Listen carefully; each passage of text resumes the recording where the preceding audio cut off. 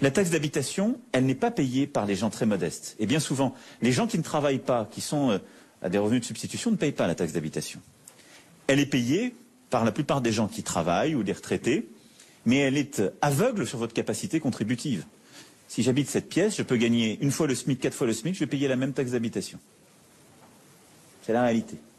C'est un impôt qui, à cet égard, est beaucoup moins juste que la plupart des autres.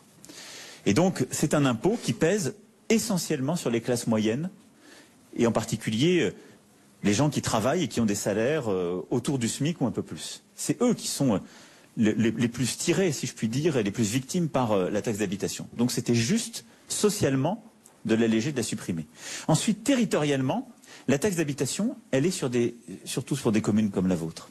C'est-à-dire exactement les petites villes et villes moyennes que vous évoquiez, qui ont des charges de centralité et qui ne sont pas assez riches pour avoir une masse fiscale par ailleurs.